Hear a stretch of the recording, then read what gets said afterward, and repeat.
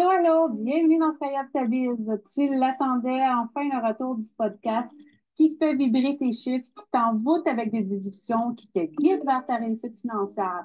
Je suis heureuse de t'accueillir. Ici Audrey, aka la diva des chiffres, comptable passionnée qui manie les calculs avec élégance et précision.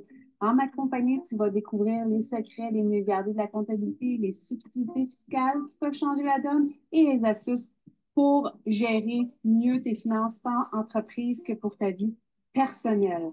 Chaque semaine, on va décortiquer ensemble des sujets essentiels tels que la gestion comptable d'entreprise, les stratégies d'optimisation fiscale, les conseils pour augmenter tes bénéfices et bien plus encore. C'est avec un très grand plaisir que je te souhaite la bienvenue.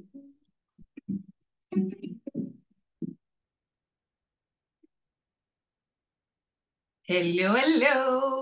Comment ça va? Bienvenue dans le nouvel épisode, le numéro 86, je crois. Oui, je crois que c'est 86. 86, oui! 86. Je l'ai appelé, écoute, Love Inc. Comment faire prospérer l'amour en affaires. C'est difficile, tu sais, on sait, travail, famille, c'est tout le temps complexe. Mais quand tu es à ton compte, moi, je trouve que c'est encore plus compliqué dans le sens que tu es à ton compte. Donc, si tu ne travailles pas, tu n'as pas de revenus. Fait que tu es seul responsable de tes revenus. Fait que c'est vraiment, vraiment, vraiment un épisode intéressant que je t'ai construit sur mesure. Fait qu'on va plonger là-dedans tout de suite parce que des fois, c'est un univers qui peut être tumultueux, en tout cas, houleux pour les couples. Quand un des deux conjoints ou les deux conjoints sont travailleurs autonomes, tu sais, essayer de trouver l'équilibre là-dedans, c'est pas toujours évident. Puis, c'est ça. Fait qu'on va explorer les avantages, les inconvénients, les risques, les conséquences financières, tout ça en te dévoilant des astuces pour harmoniser. Voyons, j'ai bien de la misère dans ma tête. Harmoniser l'entreprise et l'amour. Parce que ça, c'est dans le thème de les 4 épisodes que je te faisais au niveau de amour et finances. Bon, fait que là, on va commencer par les avantages. Hein, les avantages, selon toi, qu'est-ce que c'est? Hein, les avantages d'être un couple travailleur tu sais, quand tu es un couple, mettons, puis que les deux sont travailleurs autonomes, bien, c'est sûr que tu as un alignement des objectifs. Tout dépendant si vous travaillez ensemble ou, ben, dans le sens, c'est que si vous travaillez pour la même entreprise que vous avez créée ensemble, fait que, tu sais, l'alignement des objectifs, si vous avez les mêmes préoccupations, les mêmes objectifs, tu sais, si vous travaillez dans le même sens, c'est ça que je veux dire. Mais aussi, tu sais, ça peut être aussi un avantage quand chacun est travailleur autonome. Tu sais, l'autre va beaucoup plus comprendre ce que l'autre va vivre. Parce qu'on ne se le cachera pas, OK? Souvent, quand je parle avec surtout des travailleurs autonomes, ce qui revient beaucoup, c'est exemple, c'est que l'autre dans le couple, ben, il y a une mentalité vraiment de salarié parce qu'il a toujours été sur le marché du travail. Fait qu'il n'est pas comme, on dirait que c'est difficile, l'autre personne peut le comprendre, mais si elle ne l'a jamais vécu, c'est comme vraiment difficile, tu sais, à se mettre dans la peau de l'autre. Parce qu'on ne se le cachera pas. Quand on est travailleur autonome, on est toujours en mode recherche de clients. Hein? On ne se le cachera pas. Puis, ben, quand on est salarié, tout ce qu'on a à faire, c'est rentrer le matin puis puncher. Tu sais. C'est plus complexe que ça, on s'entend, mais grosso modo, c'est ça. Un est toujours en recherche de clients, l'autre n'a pas besoin de chercher des clients. C'est ce que je veux dire. La flexibilité, ben ça, c'est un avantage pour les couples. C'est le fait que quand on est à notre compte, ben, on a un horaire flexible. C'est nous, on bâtit, tu sais, dans le fond, on bâtit notre vie alentour de notre horaire personnel. Tu sais, comme moi, exemple, ben, mon chien Moira qui nous ronfle ça pas mal là, en ce moment. Je vais pouvoir déposer mon arbre pour la garder au calme. Mais tu sais, comme elle s'est fait opérer, j'ai eu beaucoup de rendez-vous. J'en ai encore plusieurs là, dans les prochaines semaines. Tu sais, des rendez-vous de suivi, tout ça, par rapport à la chirurgie qu'elle a eue. Puis, tu sais, il y a les vaccins, toutes ces affaires-là. Fait que c'est sûr, certain que moi, je vais bâtir mon emploi du temps en fonction des rendez-vous personnels que j'ai, donc en fonction de ma vie. Même chose quand tu es en couple. Tu sais, si vous planifiez des sorties entre vous, mais tu as la possibilité, quand tu es à ton compte, de pouvoir, tu sais, organiser ton emploi du temps en conséquence de ta vie personnelle. Fait que ça, c'est vraiment le fun. Puis ça, c'est une des raisons pourquoi moi, je me suis partie en affaires. À l'époque, c'était parce que mes filles, comment, tu sais, ça exigeait, des enfants aussi, ça exige beaucoup. en matière de temps. Puis c'est comme s'il y a tout le temps un rendez-vous, soit c'est un psy, soit chez le dentiste, soit c'est le médecin, soit il y en a une qui se casse un bras. Tu sais, il y a tout le temps des rendez-vous avec des enfants. Fait que moi, je trouve ça vraiment le fun. Quand tu es à ton compte, tu peux vraiment, tu sais, te permettre d'être là pour ton enfant, puis en gérant ton horaire de travailleur autonome. Fait que c'est un gros avantage pour la famille, vraiment la flexibilité d'horaire. C'est sûr que ça amène aussi en même temps l'inconvénient que si ça ne te tente pas, tu n'as pas le choix. Il faut que tu le fasses parce que si tu ne le fais pas, tu n'as pas de journée de maladie. Tu sais, on s'entend. Ton employeur ne peut pas te payer, tes clients ne paieront pas une journée de maladie. Tu vas être payé pour le travail que tu effectues ou le produit, tu sais, le produit que tu vends, dans le fond. Le potentiel, justement, on en parle, le potentiel de revenu, il est beaucoup plus illimité quand tu es à ton compte que quand tu es pour un employeur. Un employeur, tu es comme lié à si tu fais du temps supplémentaire, puis à un moment donné, ben, on ne se cachera pas quand tu es salarié, c'est tu échanges ton temps contre un chèque de paye. Quand tu es en travailleur autonome aussi, si tu es dans le service, tu vas échanger ton temps contre un chèque, qu'un chèque de tes clients. Mais tu peux créer, tu sais, si t'es comme moi, je suis dans le service, mon podcast, je te parle souvent de e-book, je te parle de mes formations en ligne, tout ça. Fait que c'est ça qui fait que ça rend que mon revenu est illimité. Dans le sens, c'est que mes formations, je peux en vendre une, je peux en vendre 10, je peux en vendre 15, je peux en vendre 100. Fait que ça fait, tu sais, ça devient intéressant au niveau des revenus. Si je veux augmenter mon revenu, ben, j'ai juste à créer un nouvel e-book, créer une nouvelle formation en ligne. Je suis justement en train de travailler sur une formation qui devrait sortir au printemps. Fait que, tu sais, c'est toutes des choses comme ça que, tu sais, c'est quand même, c'est un avantage. C'est un avantage, là, moi, je trouve, là, tu sais, d'avoir un potentiel de revenu que tu es responsable de ton revenu. Puis, tu sais, si tu es dans le produit au niveau de ton revenu, ben, tu sais, tu sors un nouveau produit. Tu fais des promotions. Puis, moi, c'est ça que j'aime, c'est que c'est illimité. C'est illimité. Mais à chaque chose qui a des avantages, il y a toujours des inconvénients. Il y a des risques aussi et il y a des conséquences. Bien, le plus gros inconvénient, c'est l'instabilité du revenu. Euh, c'est sûr, quand tu démarres, peu importe ce que tu es en service ou en produit, tu n'as pas une base de clientèle régulière. Donc, vu que tes clients, tu n'as pas une base de clientèle régulière, ce qui arrive, c'est que tu as beaucoup d'instabilité dans ton revenu. Dans le sens, c'est que c'est, tu sais, c'est difficile, tu sais pas dans quoi tu sais pas où est-ce que tu t'en vas, tu marches un peu sur des œufs, tu y vas un peu, tu sais, les yeux fermés, mais avec le temps, les années, tu es capable de savoir, bah, OK, j'ai assez de clients, tu sais, j'ai assez de clients, puis, tu sais, en moyenne, je fais tout le temps X montant par mois. C'est plus facile avec le temps. Mais ça peut pas se faire au départ. Puis, tu sais, des fois, quand tu commences, tu peux faire un mois, beaucoup, un gros chiffre d'affaires, puis le mois d'après, ça drop. Fait que c'est vraiment c'est avec le temps que tu peux vraiment venir, tu sais, voir une certaine stabilité dans tes revenus. Euh, ben, malheureusement, l'inconvénient, quand tu es à ton compte, les frontières sont floues entre le personnel puis le corporatif. Euh, Tu sais, moi, je le dis tout le temps, je suis toujours derrière un écran, que ce soit mon écran d'ordinateur ou mon écran de téléphone. Je suis toujours en mode, euh, quand je regarde les choses, je suis toujours en mode que je pense à ma business. Si, tu sais, dire, là, non, laisse ça à la porte, là, ça, c'est une belle sans faire, ça, je trouve que c'est la plus belle théorie qui n'existe pas de laisser ton personnel à la porte. Je veux dire, ma vie personnelle fait partie intégrante de moi. Donc, même quand je suis Audrey, la diva des chiffres, euh, ma vie personnelle me suit pareil. Fait que faire, tu sais, créer une frontière, c'est difficile. Euh, c'est sûr que tu sais, j'ai mon bureau à la maison. Ça, c'est quelque chose auquel j'y tiens. Mais ça va arriver des fois que je vais être le soir devant mon... Le soir, souvent, ce que je vais faire, je travaille avec mon laptop dans le salon. Je travaille sur mes réseaux sociaux, mes publications, mes infolettes, mes articles de blog. C'est là que je vais travailler sur mes trucs.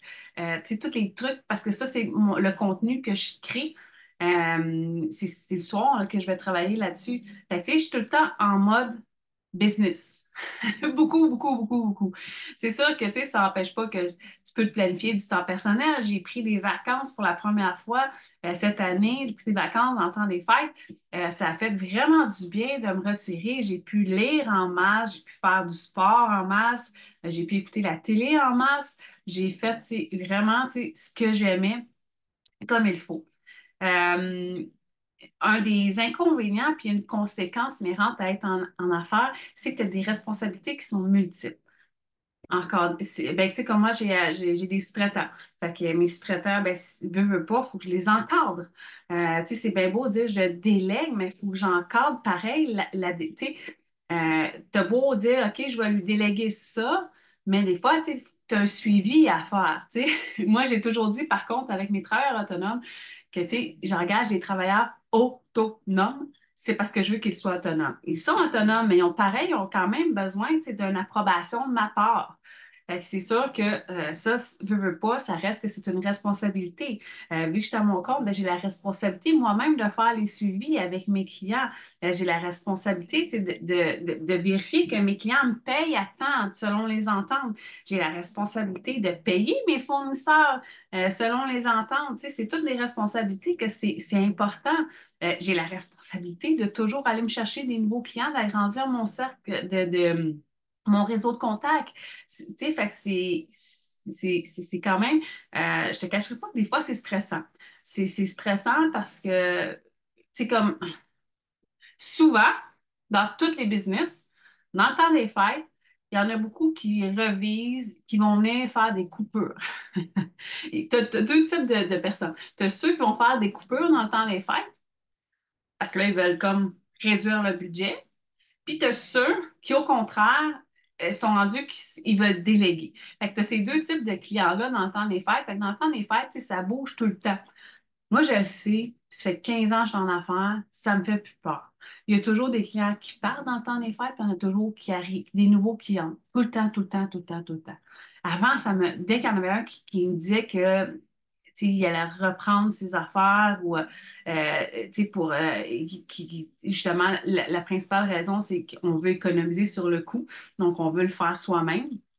Euh, avant, c'était un stress là, épouvantable là, pour moi. Là. Un client qui me disait ça, là, je capotais. Là, je voyais mon, tu sais, moi, dans ma tête, je voyais mon compte de banque faire bankrupt, tu sais, faillite ou tu sais, ah, il n'y a plus d'argent, tu ne peux plus manger. C'est ce qui se passait dans ma tête. Maintenant, tu sais, ça fait 15 ans, j'en ai vu. Là. Et en plus, j'en ai vu les Noëls, là. Tu sais, j'ai vu mouiller, là. Tu sais, j'ai vu neiger avant, là. Fait que, tu sais, c'est comme ça me fait plus peur. Tu sais, un client qui me dit ça, OK, parfait, je sais qu'il va en avoir d'autres. Je sais qu'il va en avoir d'autres, mais tu sais, c'est vraiment, c'est quelque chose, c'est que malheureusement, ben, tu sais, comme je te dis, ça fait 15 ans que je suis en affaires, fait que c'est sûr que c'est pas mon premier Noël. Puis souvent aussi, ce qui va arriver, l'autre prise de conscience que la majorité des entrepreneurs font, c'est aux vacances, pendant leurs vacances. Puis là, c'est la même chose, ils reviennent, ils veulent mettre la main à la pâte, ils ont beaucoup de volonté, ils vont mettre la main à la pâte quelques semaines, quelques mois, puis là, oups, ben, ils se rendent compte que finalement, tu sais, leur zone de génie est ailleurs. Puis c'est comme ça pour tout le monde. Moi, ma zone de génie n'est pas dans l'informatique. Fait que, tu sais, si il est question de programmation ou des choses de même, je ne peux pas le faire. Mais tu sais, tout ce qui est mes publications, mes écrits, tu sais, mes articles de blog, tout ce qui demande mes compétences, ben, règle générale, c'est moi qui vais le faire parce que je veux aussi que ça soit écrit à mes couleurs. Mon adjointe, elle va venir, tu sais, vérifier, corriger les fautes, le mettre en ligne, elle écrit un visuel qui punch, tu sais, puis de s'assurer que tout soit correct. C'est la partie qu'elle va faire. Mon épisode de podcast est capable de toutes mes programmer une fois que je les ai faits. Elle a toute la marche à suivre pour le faire. C'est sûr que c'est beaucoup plus facile pour moi de le faire parce que, tu sais, tant qu'à le faire, je le fais au complet. Parce que c'est tout moi qui écris les textes, ces affaires-là. Mais, tu sais, je sais que si je suis débordée, je peux lui déléguer. Fait que, tu sais, c'est ça. Mais dans le sens, c'est que quand tu es à ton compte, tu as beaucoup de responsabilités. Puis des fois, ça peut amener un stress. Parce que, tu sais, si tu as des clients, exemple, tu en as beaucoup qui disent dans le temps des fêtes, je reprends, je vais mettre la main à la pâte, je vais économiser sur mes coûts de ma comptabilité par mois. Ça arrive tout le temps. Mais, pardon, là, Tu sais, ce que ça peut amener, des fois, dépendant de tes responsabilités familiales, ça peut t'amener un stress. Puis des fois, le stress, tu veux peut-être pas le partager à la maison parce que tu veux pas inquiéter ton entourage. Euh, Fait que, tu sais, c'est souvent, tu sais, c'est ce qui arrive quand ça va mal dans le business. Tu sais, on veut pas en parler parce qu'on veut pas inquiéter tu sais, le conjoint, les enfants, ces choses-là. Puis surtout, tu sais, quand justement, tu as un conjoint, tu as des enfants, tu as des responsabilités. Si c'est toi qui rentrais le plus gros revenu, ben, ça peut être un stress quand il y a un client qui part. Toutes ces choses-là. Et ça, c'est sûr que c'est une grosse responsabilité. Je me prends une petite gorgée. Bon. Gestion financière et astuces bonus. Ça a été dit, redit et re-redit, mais il faut absolument le redire. Ça te prend un compte séparé. Tu as absolument, absolument besoin d'un compte séparé de ta business, de ton personnel. C'est non négociable pour plusieurs raisons. Accélérer ton processus de comptabilité, avoir une clarté financière, euh, de savoir si tu es rentable ou déficitaire. C'est vraiment, vraiment, vraiment important. Il y en a beaucoup que, justement, tu sais, ils vont perdre des clients, compte tenu du contexte économique, ils vont perdre des clients, puis ils vont retourner sur le marché du travail. Mais ils font, tu sais, justement parce qu'ils ont une connaissance et ils savent. Puis ça, tu sais, si tu mets tout ton personnel puis ton corporatif dans le même compte, ça va être un sacré bordel pour ta comptabilité, ça va te coûter clairement excessivement cher, tout démêler ça. Puis, comment tu veux prendre une décision éclairée si tout est pêle-mêle? Tu sais, c'est comme, par exemple, tu veux faire du désencombrement dans peu importe, dans n'importe quelle pièce, comment tu veux savoir qu'est-ce que tu gardes, tu sais, si tout est mêlé. Il faut vraiment, tu sais, faut séparer les deux, c'est vraiment important. Euh, Quand tu es en affaires, une erreur, si je peux te donner une astuce plutôt qu'une erreur, moi, ce qu'on m'a toujours dit avec ma mentor, c'était vois à long terme dans ton entreprise. Plus tu vas voir à long terme pour ton entreprise, plus tu as une viabilité d'entreprise. Et c'est tellement vrai. C'est tellement vrai. Puis c'est une erreur que beaucoup vont faire, vont penser maintenant dans l'immédiat. Maintenant, dans l'immédiat, je vais prendre ma comptabilité en main parce que je vais économiser sur les frais du comptable. OK, oui, tu vas économiser à court terme, mais moi, je te le dis, à moyen terme, à part si tu es toi-même, tu as déjà travaillé en comptabilité, que tu as une expérience, tu as des compétences, à moyen terme, ça va te coûter plus cher ce que tu fais. Pourquoi? Parce que il va y avoir des erreurs. Ça, c'est sûr et certain. Fait que, tu sais, moi, je dis toujours à mes clients, plutôt que, tu sais, quand un client va te dire ça, tu sais, qu'il veut mettre la main à la pâte, moi, ce que je lui propose toujours, c'est, ben, garde, on prend à discuter, puis, tu sais, plutôt que de tout, tu veux mettre la main à la pâte puis genre de me flusher, on pourrait peut-être te regarder pour que tu pourrais prendre certaines responsabilités le temps que tu es dans ta période un petit peu plus calme puis que tu veux t'impliquer. Puis on verra si à moyen terme, tu veux le faire de façon permanente, cette partie-là. Puis ça va te permettre d'économiser X montant par mois. Puis, tu vas pouvoir toujours avoir, t'assurer que ta comptabilité est sur la coche. Parce que c'est vraiment important maintenant d'avoir une comptabilité sur la coche. Je te le garantis. Euh, Collaborer, tu sais, des collaborations stratégiques, justement, tu sais, avec, tu sais, ce que tu as besoin, ce qui sont essentiels dans ta business, c'est ceux qui vont t'aider à faire rouler ta business. Ton comptable, ton service client, tes services clients, marketing, tout ça, puis les exécutants, ceux qui vont exécuter soit le produit, soit le service. C'est vraiment important. Fait que c'est important d'avoir des collaborations qui sont stratégiques. Peut-être si à un moment donné, tu te rends compte qu'avec tes collaborateurs, ça marche moins bien, bien, ça serait peut-être intéressant, tu sais, de planifier une rencontre, d'en parler, d'en discuter. Puis, faut pas avoir peur de donner notre vision, notre mission, nos objectifs à notre staff. Parce que de cette façon-là, ils vont se sentir beaucoup plus, tu sais, ou notre staff ou nos collaborateurs, là, ils vont se sentir beaucoup plus impliqués puis ils vont vouloir que tu l'atteignes. Fait que tu sais, c'est des choses que c'est important. Puis c'est sûr, L'équilibre de vie professionnelle et personnelle, c'est important. Il faut que tu te donnes des limites claires entre le travail et ta vie personnelle pour un équilibre sain. Moi, tu vois, ça fait longtemps que tu sais, j'ai reporté, je reporte toujours ma santé, mon activité physique en dernier quand il reste du temps, quand il reste de l'énergie. Mais honnêtement, euh, toutes les fois où est-ce que j'ai skippé mon entraînement parce que j'avais un client qui m'appelait à la dernière minute pour avoir telle chose, euh, quand il décidait de faire le ménage dans ses finances puis qu'il coupait la comptabilité, il n'en tenait pas compte de ça. De toute façon, il ne savait même pas, ça paraissait pas, sauf que c'était tout le temps moi qui mettais ma santé de côté, qui me mettait de côté. Parce qu'on va se le dire, tu sais, c'est important tu sais, d'avoir une bonne santé quand tu es à ton compte. Ben, pourquoi? Pour ta longévité en affaires. Parce que si tu tombes malade, c'est pas bien. Ça t'aidera pas. Puis, ben, tu sais, pour toutes les autres, tu sais, comme dans ma famille, j'ai du monde que c'est cardiaque, diabétique, ces choses-là. Fait que c'est des choses, c'est que on se le cachera pas, on avance tous en âge. C'est des choses que, tu sais, j'ai pris conscience puis que je trouve que c'est important. Mais avant, je skippais. Je skippais cette partie-là pour faire plaisir, répondre aux besoins des clients. Chose que ben, maintenant, c'est le contraire. Fait que je me lève un petit peu plus tôt. J'ai reporté des activités que j'aimais bien faire le matin en me levant. Ben, je les ai reportées au soir. Ou est-ce que, tu sais, pourquoi mettre une activité que j'aime quand j'ai le plus d'énergie?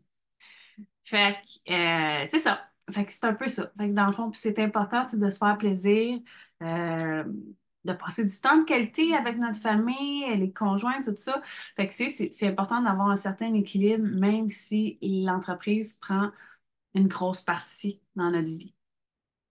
Fait que pas mal ça. En conclusion, être un couple de travailleurs autonomes, ça peut être une aventure super enrichissante, mais elle nécessite vraiment une communication ouverte.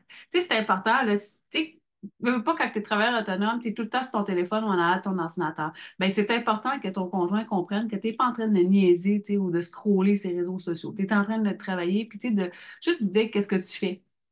Pas y dire tu sais, à toi toutes les minutes de ta vie, là, mais tu sais, garde, je vais me brancher ce soir pendant 1 heure, j'ai telle affaire à faire. T'en voudras pas, là. Ben, en tout cas, j'espère, sinon, peut-être pas que la bonne personne. Notre histoire. Une gestion financière prudente avec des limites claires. C'est vraiment, vraiment, vraiment important que tu retiennes ça.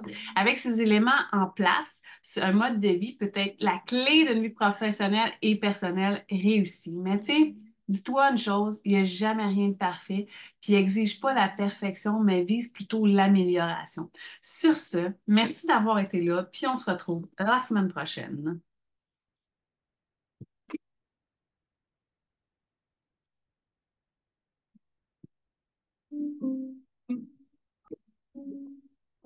Voilà, chers auditeurs, toujours un plaisir d'avoir partagé ce moment avec toi et j'espère te retrouver la semaine prochaine dans un autre épisode de podcast.